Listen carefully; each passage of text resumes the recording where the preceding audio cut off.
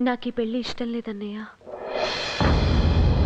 అదేంటమ్మా, నువ్విష్టపడ్డావనే కదా ఇదంతా చేశాను. అంటే నాకు పెళ్లి చేసి పంపించేయాలని తొందరపడుతున్నావా? తొందర కాదమ్మా, బాధ్యత. ఎప్పటికైనా ఆడపిల్లకి పెళ్లి చేసి అత్తారింటికి పంపించాలి కదా. అమ్మా నాన్న ఉన్నా కూడా ఇదే కదా చేసేవాళ్ళు. వాళ్ళుంటే నాకే కాదు నీకు పెళ్లి చేసేవారు. ముందు నీ పెళ్లి కానివ్వమ్మా. నీ పెళ్లి విషయం తేలితేనే నా పెళ్లి. ఎప్పుడు చేసుకుంటావు చెప్పు. చేసుకుంటానమ్మా. నేను నిన్నెంత ప్రేమగా చూసుకుంటున్నానో నాకొచ్చే భార్య కూడా నిన్నంత ప్రేమగా చూసుకోవాలి.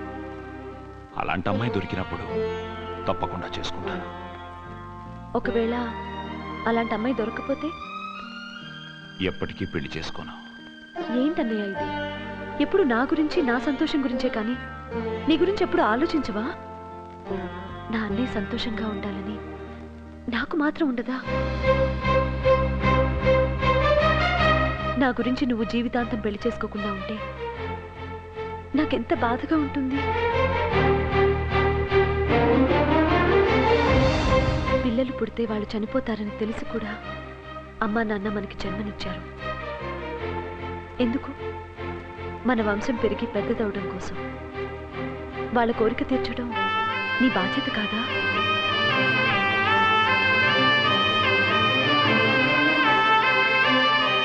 నీకు పెళ్ళొద్దంటే నాకు వద్దు.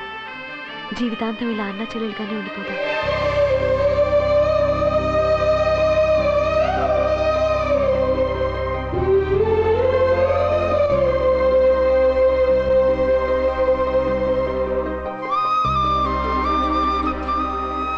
అలాగేనమ్మా, నీ ఇష్టం. నువ్వే అమ్మాయి మెళ్ళో తాళి కట్టమంటే ఆ అమ్మాయి మెళ్ళో తాళి కడతాను. సరేనా? ఏంటి నువ్వు అనేది? మా అన్నయ్యని పెళ్లి చేసుకోవటం నీకు ఇష్టమేనా?